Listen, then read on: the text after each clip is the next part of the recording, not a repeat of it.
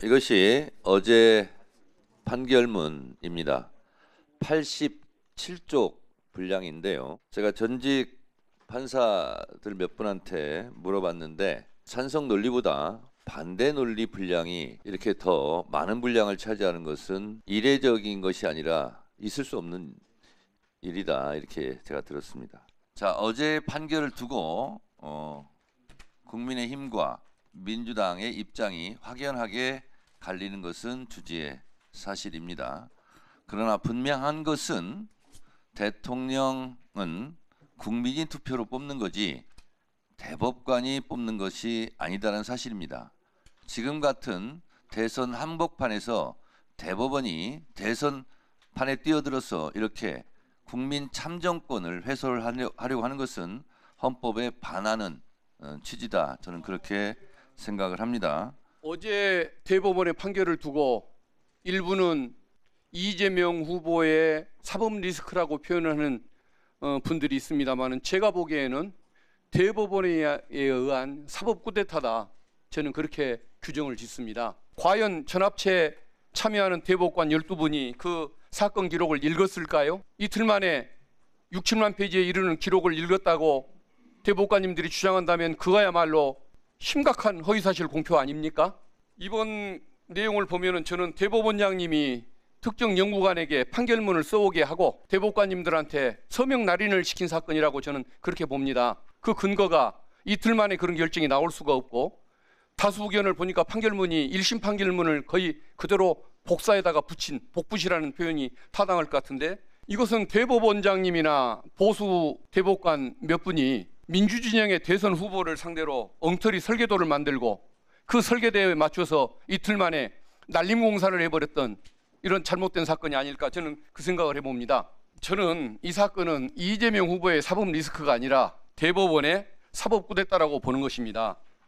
이건 이승만 대통령의 정적 조봉암 선생을 대법원이 사형 판결을 해서 사법살인을 저지른 이후에 대법원에 의한 최대 대선 개입 사건이라고 저는 이것을 규정짓고 싶은 것입니다. 어제 저는 대법원은 중대한 실수를 했다고, 흑역사를 남겼다고 생각을 합니다. 짜고 치는 공작이에요. 짜고 치는 공작. 짜고 치는 공작이에요. 짜고 치는 공작. 조희대는 누굽니까? 윤석열의 친구 아닙니까?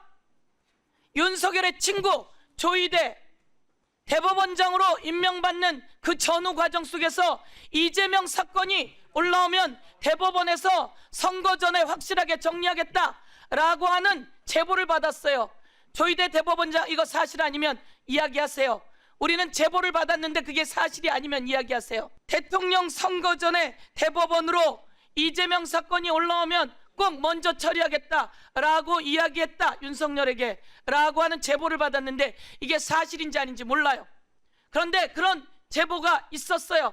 그러더니 진짜 이렇게 된 거예요. 자, 지금 국민들이 어제 전업 판결을 보고 나서 화가 나 있는 분들이 굉장히 많습니다. 혹시 알고 계세요? 뉴스를 계속 보고 있습니다. 화가 난 지점이 뭔지 아십니까? 판결을 잘했다 잘못했다의 개념이 아니에요. 판결에 대한 불만 당연히 있죠. 그러나 국민이 진짜 화난 지점은요, 무기력하다는 걸 느꼈기 때문입니다.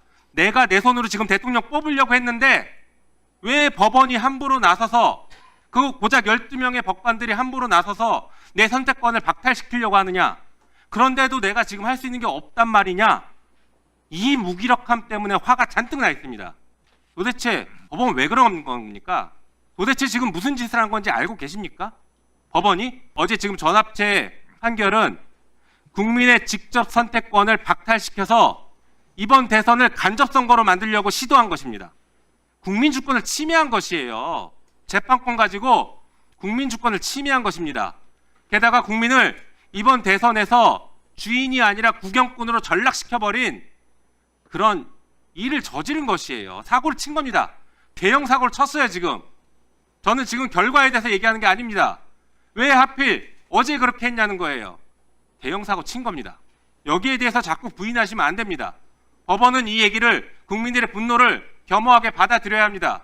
제가 누구를 통해 들으니까 지금 국회 법사위를 대법관들이 다 시청하고 있다고 그래요. 자, 시청하고 있는 대법관들 잘 들으세요. 대법관님들 사건이 쌓여서 재판하기 힘드시잖아요. 과중한 업무에 노고가 많습니다. 그 노고를 저희 국회에서 덜어드릴게요. 사건이 많고 대법관은 적고 그래서 많은 국민들이 신속한 재판을 받을 헌법적 권리를 침해받고 있어요. 근데 유독 이재명 대표만 신속하게 재판을 받은 아주 헌법적 특혜를 누리게 하려고 재판관들께서 무지무지 노력하셨어요. 잘하셨어요. 다른 일반 국민들도 이렇게 9일 만에 대법원에서 재판받을 수 있는 권리를 저희가 드려야 되겠어요. 그러려면 지금에 있는 대법관 수로는 턱없이 부족하죠. 그러니까 대법관을 좀 많이 늘려야 되는 것이 맞지 않습니까? 법관은 무오류입니까? 오류가 있을 수 있죠. 당연히 오류가 있을 수 있습니다. 그렇죠. 예. 그러면 재판관들이 재판한 것이 위헌적 재판을 할 경우도 있을 수 있잖아요. 그렇죠? 언제나 합헌적 해석을 위해서 노력하고 있다는 정도. 그렇지만 위헌적인 판결을 할 수도 있는 거잖아요. 그런 것은 헌재로 다 보내야 되겠어요.